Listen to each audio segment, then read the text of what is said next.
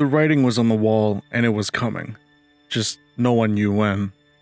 Not him, nor him, nor an entire nation.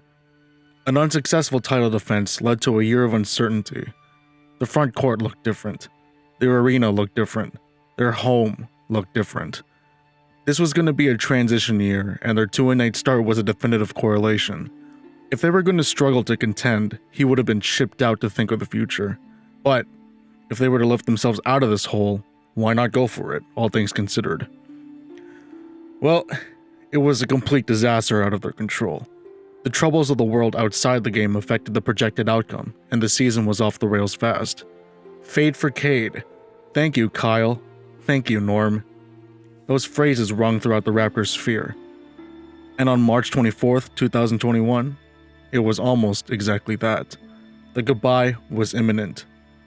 It would eventually unfold during the off-season, marking the end of an era with a new one peering over the horizon. Grit, tenacity, fearlessness, commitment, passion, all pertain to the culture one man brought to a franchise always searching for answers. For 9 years, it was just that throughout the roller coaster. There's a golden trophy inside their true home, and a giant banner hanging above their battleground to show for it. Upon his eventual departure, the one-man culture is a nationwide identity, never to be forgotten.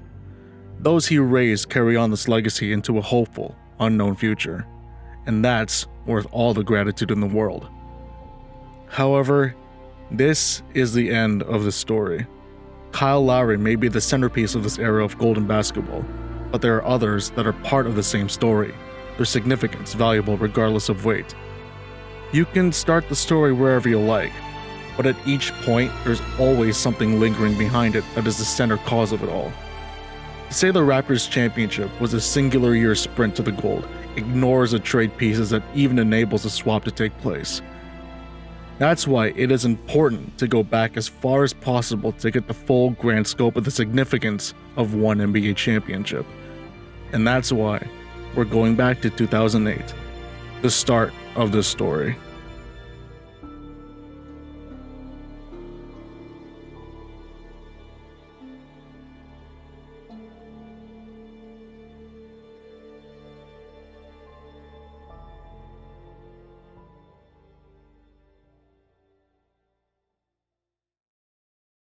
April 27th, 2008.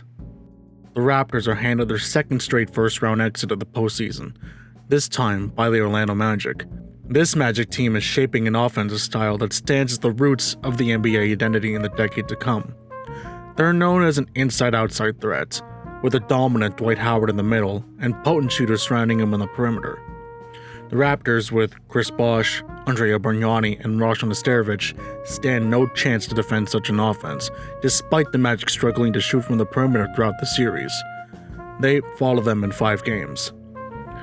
Brian Colangelo, president and GM of the team, sought to address their interior shortcomings.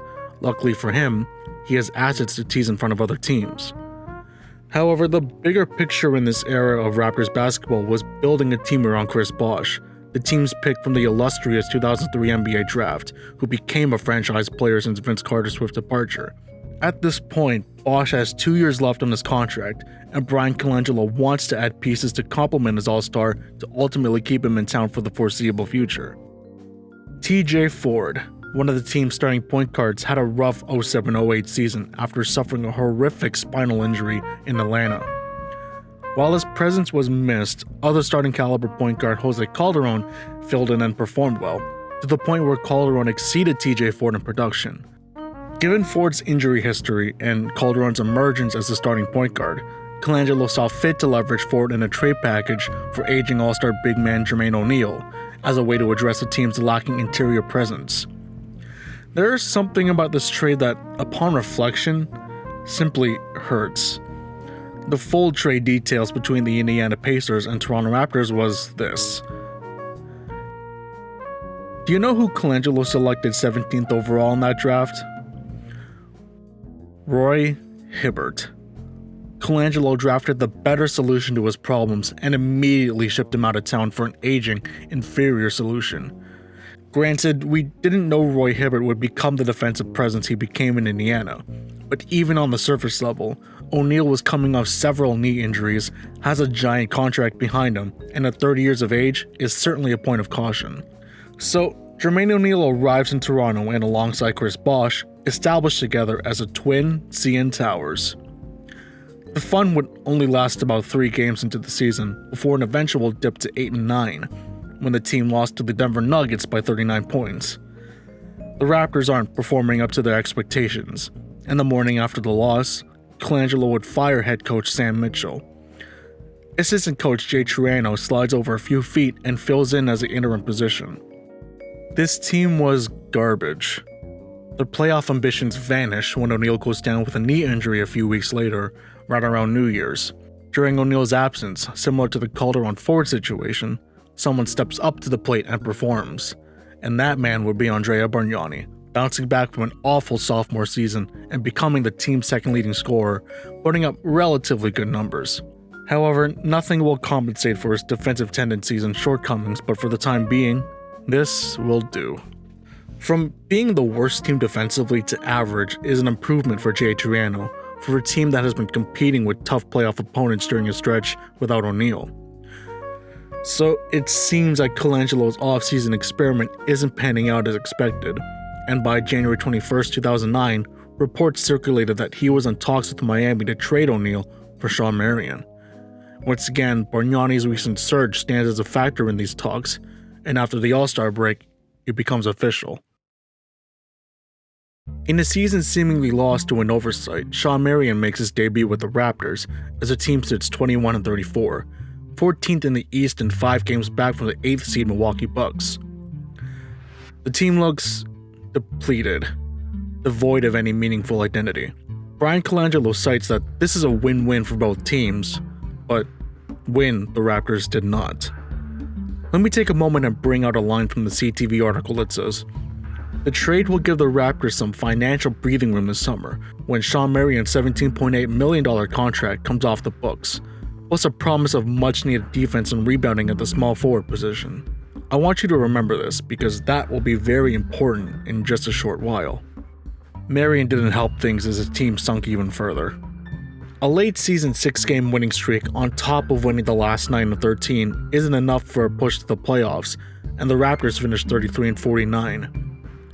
If last offseason was a whirlwind of immediate questions that demanded answers, this one is about to feel like a hurricane. Was the team going to re-sign Shawn Marion, a defensive wing, or retain any of their current players for improvement? Or would Brian Colangelo, for Chris Bosch's final year of his contract, be desperate to keep him in Toronto, swing for the fences, and do something extremely radical? The 08-09 season was a massive improvement for the Orlando Magic, as they, in new-looking uniforms, perfected their inside-outside offense style. While not setting the league on fire with their three-point shooting percentage, they were second in the league in attempts per game with 26.2. Their shooting chart shows 41.1 of their shots coming from inside the paint, and 33.9 of their shots coming from the three-point arc. That's the most in the entire league at that time, ultimately paving way for an ever-changing NBA game. One component to the Orlando Magic offense was 6'10" point forward out of Turkey, Hedo Turkoglu. A big guy who can put the ball on the floor, shoot from anywhere on the court with confidence, and most importantly, be a playmaker, throughout the game or when it matters most in the dying seconds. While the numbers don't jump out to you, Hedo's presence was felt throughout the playoffs and into the finals. 5, now down to Fuller. Turkoglu, got it! Hedo Turkoglu delivers! Down to 3, here's Turkoglu. Yes, with 1 second remaining. Pulling back out to Bryant. Bryant looking, Bryant driving. Bryant blocked from behind by Turkoglu. You wanted the opportunity to play Bryant one-on-one. I love the fact that Turkoglu did not give up on the play. The Magic would eventually fall to the Lakers in 5 games as Kobe Bryant was Kobe Bryant. And in that offseason, Hedo was set to become a free agent.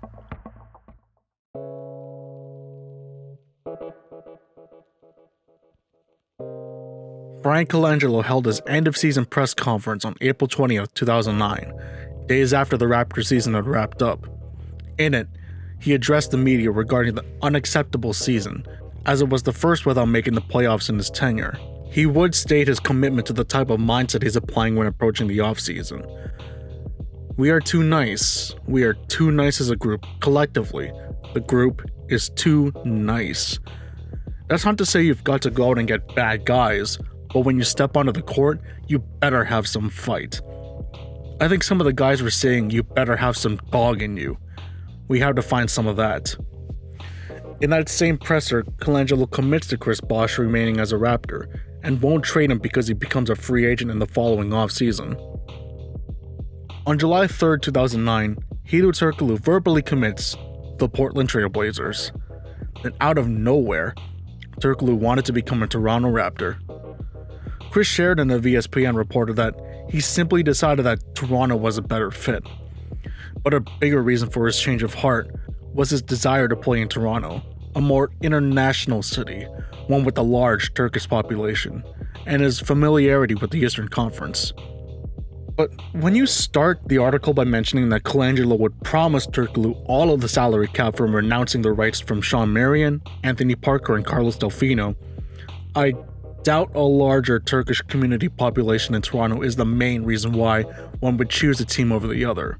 But that's just how I see it. So Hedo snuffed the Blazers, went north, wore 26, and became a Raptor. This was more of a desperate plea than a calculated rational risk to keep Chris Bois happy. As Robert Segal-Misovic from the Bleacher Report writes, what Dwight Howard did was allow players like Rashard Lewis and Hedo Turkoglu look like passable defenders. But Hedo will have a more difficult task ahead if he is asked to mask the weaknesses of Jose Calderon and Chris Bosh, while picking up the rebounding of one of the worst rebounding centers in recent memory of Andrea Bargnani. The roster as it's currently constructed doesn't make a heck of a lot of sense, sending a disturbing message being put across the fan base, which is, we don't care for the worst defensive team in the league, provided that we can score. The entire Hedo Turkoglu signing saga came to an eventual 4-team trade that looked like this. As horrendous as the Raptors were on paper defensively, Colangelo sought to fix that and signed Jarrett Jack from the Indiana Pacers. This, seemingly like the Hedo Turkoglu move just weeks prior, was all to make his all-star happy and wanting to stay in Toronto. Jarrett Jack and Chris Bosh go all the way back as the pair played together in Georgia Tech. So that's one defensive capable player in a roster lacking many others, but it will do for now. 9 days later, Colangelo traded newly acquired Devon George from the Hedo Turkoglu trade to Golden State for sharpshooter Marco Bellinelli, an offensive upgrade from Anthony Parker, but also another addition to Colangelo's obsession with European players. Oh look, they brought back Rashan Ostojevic from Indiana. To cap off Colangelo's busy and transaction-filled summer, he traded Carlos Delfino and former backup point guard Roko Ukic for Amir Johnson and Sonny Weems.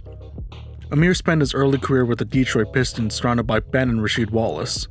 You'd hope that being around such powerhouses such as them would inspire a young player like Amir. At this point in 2009, none of us had any idea. Let's take a look at the depth charts. You know what? That ain't too bad. But how did this team look like on the floor?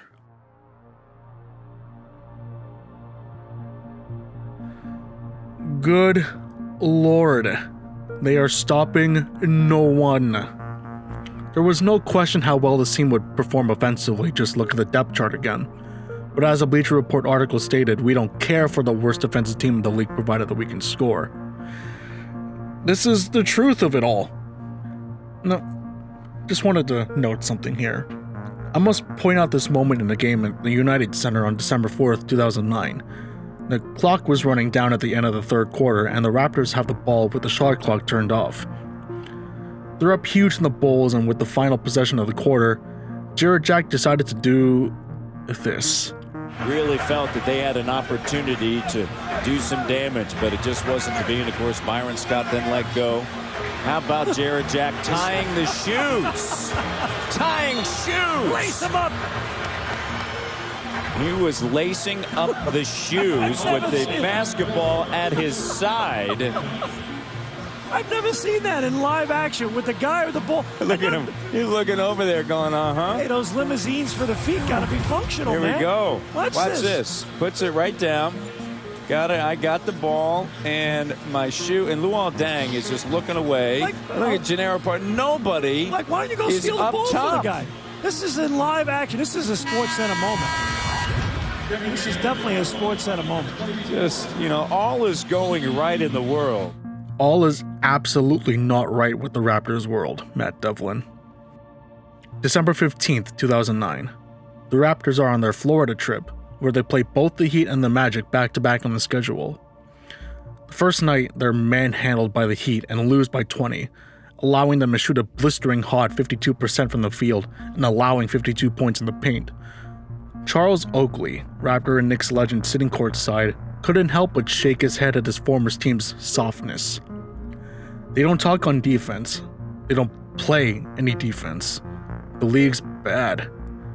Hito chimes in on the defense. It's hard to find words. We didn't do much on defense. We had too many turnovers. We gave them too many fast breaks. We have to learn from these kinds of games. It doesn't get any better for this team the following game when Hedo Turkoglu makes his Orlando Magic return, and the team gets crushed by 19. On the brink of cracking, Chris Bois wants to take a step forward for the better. We always talk, and talk. Come on, it's about action. Action they would finally take.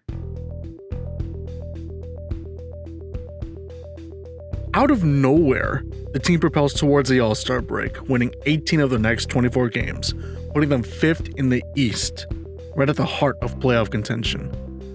Did they get better defensively? Surprisingly, yes. What exactly changed? Well, for one, Jose Calderon goes down with an apparent groin injury in that blowout game against the Bulls. That injury would hold over into the new year until his eventual return against the Magic on January 6th. Jarrett Jack slides into the starting lineup as Marcus Banks backs him up.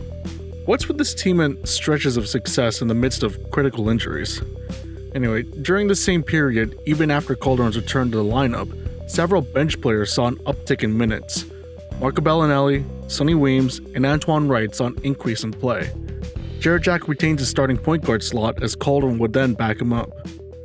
You can say that the Raptors' 18-6 run was due to a light schedule. Well, the old saying goes that in order to be a playoff team, you have to take care of the garbage, and they did just that. You can also point out that some of their wins came against winning teams that were struggling, like against the Magic, Mavs, and the Lakers. But then again, you absolutely have to take these, especially in the spot the Raptors were at that time. Half of their losses came against winning teams, unsurprisingly, and 2 of them were to the Celtics. Even then, those games were pretty close. This stretch had some notable moments. The first is Chris Bosh becoming the franchise's then leading scorer in a win against the Spurs, a game where Tim Duncan came off the bench. Hedo Turkoglu finally gets his revenge against his former team in Orlando. To top things off, the Raptors squeeze out a win against the defending champions in the Lakers after Kobe misses this shot that would have just added onto his collection of times I destroyed the Raptors montage. We absolutely can't miss this gem of a moment. January 28th, 2010. The Raptors are in New York to face the Knicks. Going down 16 in the first quarter, Hedo went off for the rest of the game, finishing with 26 points and 11 boards. He had 3 dunks in the third quarter, coming from a man that only had 5 all year the season prior. Getting it done down the stretch and holding off the Knicks, the Raptors escaped New York with a gutsy 106-104 win. I don't know who made it standard to interview players post-game because it feels rather meaningless as the players do their media scrums in the locker room anyway. But Jack Armstrong, renowned Raptors broadcaster for many years working for TSN, interviewed Hedo at the end of the game. Hedo, great effort tonight for you and your team.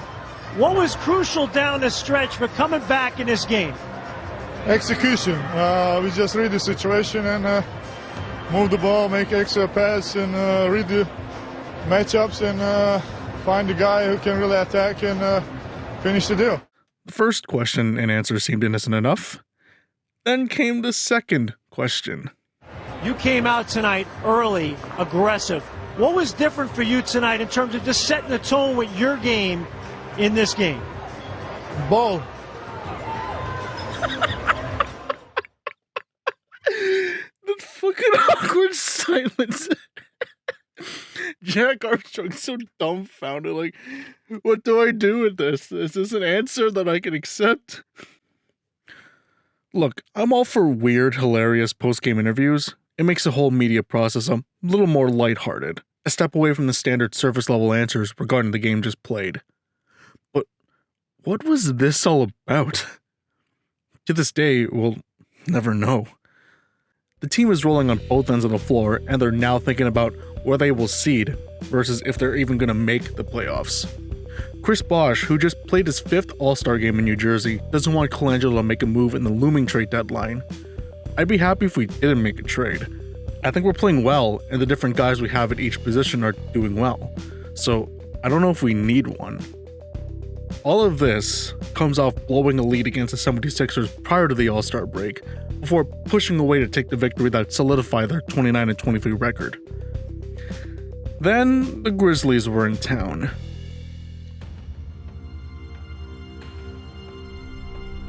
The Raptors were up 7 with 3 minutes left to go in the game after going down 16 to start. However, they couldn't put them away. A late surge by the Grizzlies tied the game up at 97, and Bosch, at the end of regulation, missed a baseline jumper 20 feet out. Overtime. Rudy Gay is taking over the game with a smaller, non-defender Jose Calderon in front of him. You wonder how the Grizz kept getting the switch and mismatch every time down the floor. The Raptors couldn't answer and lose by 7. The significance of this game, from my memory, as I can't seem to find it anywhere, is late in the game, either in regulation or in overtime, Bosch rolls his ankle but plays through it. It would soon come out that he suffered a sprained left ankle and was forced to set out a couple of games. This is crucial for the playoff-bound Raptors, as they embark on a difficult stretch of their schedule. The team handled the struggling Nets and Wizards before introducing the Blazers the game afterwards. From there, they would lose 4 straight before bouncing back against the Knicks. Bosch returned against the 76ers but came back rusty. The rest of the lineup hadn't been healthy either, as he'd been dealing with a sore ankle and Amir Johnson not feeling well. During the stretch without Bosch in the lineup, the defense sank to the bottom once again. A West Coast trip. They lose all 5 games. What else can I tell you? The fire the team ignited after the loss in Orlando in December ran out of fuel, and Jay Triano was sitting there trying to spark it up again. The period between post-All-Star weekend to March 26th only brought back the Raptors squad thought to be dead and reborn anew, but it's resurrected before our own eyes. The team started 11-17 before turning the tides, going up 18-6 to hold a 29-23 record at the All-Star break. A string of unfortunate circumstances, injuries, an untimely West Coast trip, the return of awful defense, brought the team down to 35-36, a 6-13 record since the break. Even their offense couldn't save them this time, as that even saw a dip in consistency. From Texas, a 6'9" forward and number 35, Kevin Durant. From Serbia, 7'6". During this awful stretch, my dad took me to watch a Raptors game live, as it would host Russell Westbrook and Kevin Durant in Toronto. I debated whether I should make a giant sign that read, "Bosch, please stay," hoping that some dumb teenager can influence a man's multi-million-dollar decision in the coming months. Never made that sign. This night adds a personal bias towards my stupid appreciation for the season, as it would be the last time my dad and I would watch a Raptors game in arena, because I think watching them get thumped by 26 was traumatic enough to just stay home and watch games on TV. It doesn't help my dad's desire to go back watching games live, pandemic aside, now that Raptors ticket prices have been at an all-time high, and knowing him, he would rather spend his money on a case of Corona and a bag of chicharron, putting his feet up and relaxing on game night. I can't blame him. If driving downtown wasn't already a chore, or traveling by train didn't take half a day, I can see why he would just settle for comfort. This adds nothing to the story. I just wanted to share this personal experience because, why not? It might be a bit arbitrary to analyze this period on March 26th, a game the Raptors lose at the buzzer against Carmelo Anthony, newly acquired Chauncey Billups, and the Denver Nuggets. But this game has a bit more significance than any other game in the entire season. For one, it's a reminder that this team cannot hold leads, a failure at mental composure to close out games with execution. The other one, Let's break it down. Jay Triano puts out Jose Calderon, Sonny Weems, Chris Bosch, Andrea Bargnani, and Antoine Wright to start the game. Where's the rest of the lineup, you ask, especially Hedo Turkoglu? Well, he been sidelined for this game due to a stomach flu he'd been experiencing against the game against Utah. Honestly speaking, with Hedo in this game against Carmelo Anthony, would that have made any difference? Regardless, the Raptors lose either way and go out on a short road trip to Miami to face the Heat. The night against Denver, though, capped the season of what would probably be a blow to the team chemistry and the relationship between management, Jay Triano, and Hedo Turkoglu. So when the Raptors fans reported that they saw Hedo Turkoglu clubbing in Yorkville the same night the team lost to the Nuggets, a night they reported him on the sideline due to a stomach flu, it didn't sit well with Bryan Colangelo, Jay Triano, and the fans who were already upset for his lacking on-court performances. To this point, Hedo's numbers have been drastically down across the board, with the exception of his average three-point shooting. Triano benches Turkoglu the following game against Miami. The reports of Hedo Turkoglu clubbing the night he had said he had a stomach flu are still a floating mystery, so it makes the situation all the more complicated. The Raptors collapsed in the fourth quarter yet again, and fall to the Heat 97-94. Triano said that Turkoglu was active, it was just his decision not to play him. And when asked if this was for disciplinary reasons or health reasons, Triano said with a single word, both. Colangelo said the situation is being handled internally. The Raptors' playoff contention is deteriorating as the losses mounted. A late-season 5-game losing streak puts them in miracle territory, and it doesn't help their cause that Bosch suffers a season-ending injury in a game against the Cavaliers, as Antoine Jamison inadvertently crashes his elbow down on the right side of Bosch's face.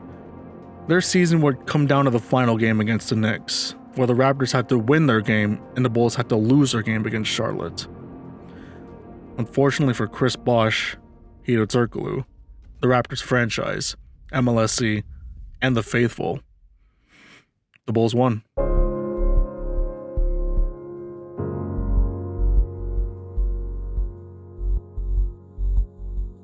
Another failed season for Bryan Colangelo, who starts off his offseason planning to retain Chris Bosch in Toronto, a city Bosch loves, but an organization and a GM he must endure for a few more years.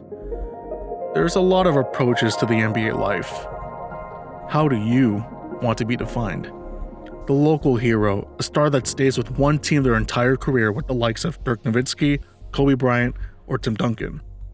Championship or bust, a player that wants to define the legacy with championships. Statistical legend, breaking records throughout the league, records deemed unbreakable in the relics of NBA history. These are just a few archetypal NBA players that exist, in past and present. Bryan Colangelo taps into Bosch through his exit interview. It comes down really to what he's looking to achieve out of free agency. There's a thought and speculation that he wants to be the number one guy. We have that here.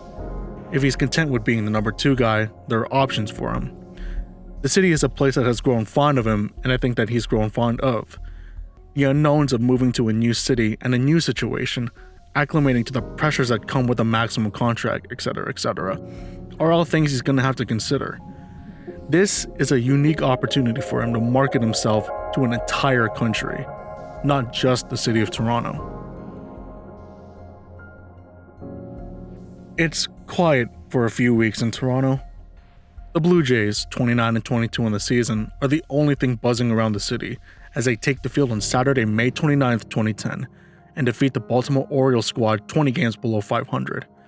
Aaron Hill, Lyle Overbay, and Vernon Wells all homer in this game. Exciting stuff down at the Rogers Center. But just east from the Dome, over towards then Air Canada Center, Bryan Colangelo now has something new to occupy his off-season plans.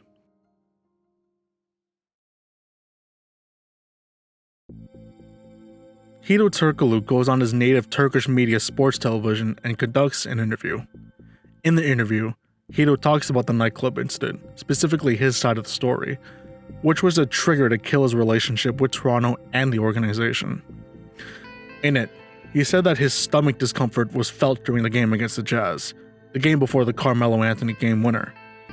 He had lingering feelings from the stomach bug going into the Nuggets game, which marked his absence and he would prepare for the game to come. After the Nuggets lost in his apartment, Hedo received a call from his teammates, the European one specifically, to go out to a local bar. Given the short proximity from his Toronto apartment and said bar, he decided to make the short visit down and see his teammates. Hedo continued that he'd only been there 15-20 minutes at most, and he would soon leave after with Bargnani. Then the morning after, the entire thing blew out of proportion. Ward got in management and was subsequently punished for his short visit at a bar with his European teammates. The situation was made worse because the whole overblown story was leaked to the media, as Hedo wanted the situation to be handled internally. But it wasn't. Sportsnet provided more of what Hedo said in that interview, specifically about Brian Colangelo on his feelings of Bois at the end of the season, checking out. People have to realize something is wrong with that organization, and that nobody wants to go there anymore. It's not just the players who see this. It's funny that people will talk behind your back. If Colangelo was feeling this way, why not have the guts to say it during the season? Why not say it to Chris? Now that he's gone, it's not nice to say these things. I just don't understand why you would say these things. Like I said, that organization has problems. What concluded Hedo's time in Toronto was a trade to the Phoenix Suns for Leandro Barbosa and Dwayne Jones. Then finally, the more pressing issue, it all came to an end. We're going to cut right to the chase. Dwayne and Chris, Dwayne, we'll start with you. Where are you going to be playing next season? Well, I'm back in Miami, man. I'm back in, as for now, I'm back in Wade County. Back in Miami with the Heat. Chris, you want to jump in and tell us where you're going to be as well? Yeah, I'm joining Mr. Wade in Miami. Damon, Tracy, Vince, Chris, no one wanted to stay. In an interview with Bill Simmons, Bois summarizes his thoughts regarding the Raptors' inability to attract talent north of the border. And as hard as I was working, we were barely scratching the surface of the playoffs. I think we made the playoffs for two years in a row. And one of the years that I thought we were pretty good, we were a 500 team. Yeah. And, you know, it was just that consistency of just kind of underachieving a little bit and really, quite frankly, not having any help. You know, free agents didn't want to come. You know, therefore, we could only get so much better. It just is what it is. I guess it wasn't as appealing. And even now, I don't remember the last time Toronto got a big free agent signing. Right, it's usually been smart trades. It's usually been smart trades. Well, there's some Canada stuff and there's taxes. And yeah, it's taxes and customs, and they don't make it easy on you. I was in the position being the best player, perennial all-star and all that stuff, but I was still watching the playoffs as soon as May 1st. Yeah. It was a wrap. You know, in a while, you get kind of tired of watching guys that you've competed with your whole life. You want to compete against them on that stage. So not being able to experience that, it was very tough. And I mean, the last year, I came in, I was a man on a mission, and it just didn't work out. You know, right. I think numbers-wise, I had the best of my career, but, you know, I just ran out of juice. Reports have been flying around the league about the pending super team building in Miami. Bosch's tenure in Toronto was over, way before the season had wrapped up, way before the Raptors lose their playoff spot to Chicago in the final game of the season. However, on June 28, 2010, amidst all this mess, we were greeted to a vote of confidence from someone who had no business being so bold. DeMar DeRozan is the second piece to the story. Were it not for the failed Jermaine O'Neal experiment, would the Raptors have been in place to draft him 9th? Even so, if the team had kept their pace from the All-Star break into a postseason berth, would Bosch have stayed? Both of these seasons saw DeMar become a Toronto Raptor, and then transforming into a franchise player when the dust settled. Colangelo could have easily sat back and retooled the roster after their playoff loss to the Magic. Despite a dip in relation to the 2007 season, the moves Colangelo made after the loss doesn't seem like it was the right thing to do. In 2008, the Raptors' interior defense in allowing attempts at the rim and at the paint were among the top 10 best in the league. It was only after the trade when their defense was on its way to league's worst levels. The team went from 10th and 5th best in attempts in the restricted area and in the paint to 21st and 7th the season after trading for Jermaine O'Neal.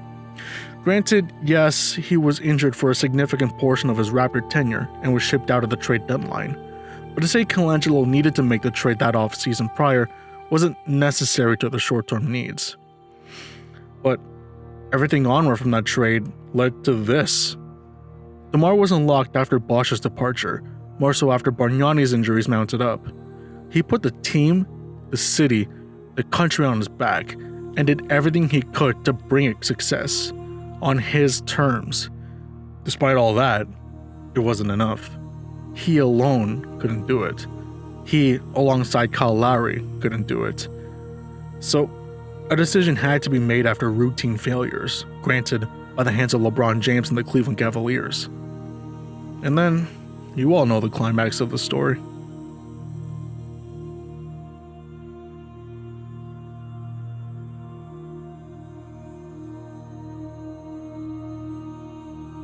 The Jermaine O'Neal trade had ripple effects that brought the Toronto Raptors an NBA championship 10 years after the fact. For as cloudy as Brian Colangelo's reputation as Raptors president and GM may have been, his biggest moves paved way for this to happen. It was all just for Masai Ujiri, his eventual successor after the 2013 season, to elevate them higher than ever imagined. I can complain about all the things my favorite team does to make themselves better, but at some point, all I can really do is sit there and witness it unfold, good or bad. If you believe what's been put in place, well, the last 10 seasons are only part 1.